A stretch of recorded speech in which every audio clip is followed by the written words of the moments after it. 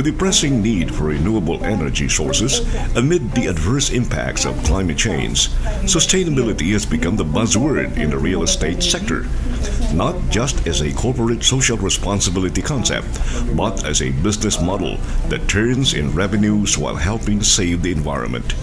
One of the easiest ways to go green and make money at the same time is to start with one's building. This is the value of green financing.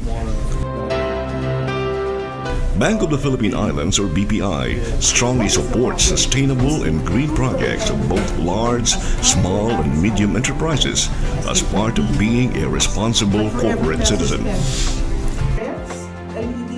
Joan Iala, BPI Head of Sustainable Energy Finance, said going green can be profitable.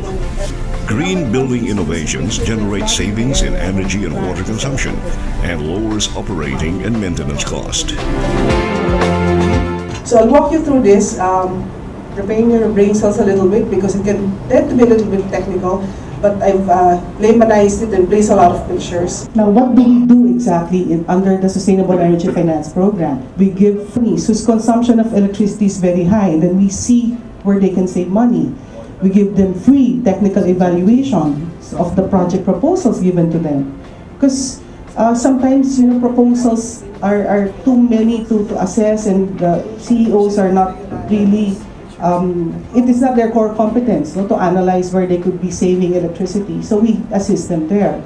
Eric Luchango, head of BPI's corporate credits products, reiterated BPI's vision is to help create a more financially inclusive country by making financial solutions more accessible to every Filipino, especially green financing with BPI's Sustainable Energy Finance Program.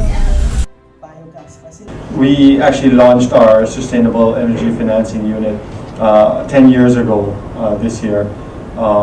And we've been working very hard to bring about more lending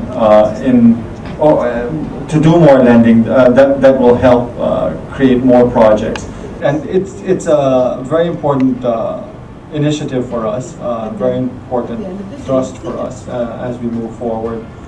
True to its mission, BPI has signed a pioneering agreement with the Philippine Green Building Initiative, the local partner of the International Finance Corporation, to help turn more buildings in the country into energy-saving, low-carbon, and environment-friendly structures.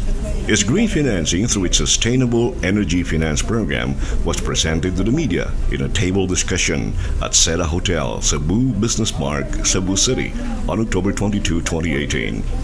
With cameraman Jefferson Cañada, Dante Luzon, MyTV Cebu. Thank you very much.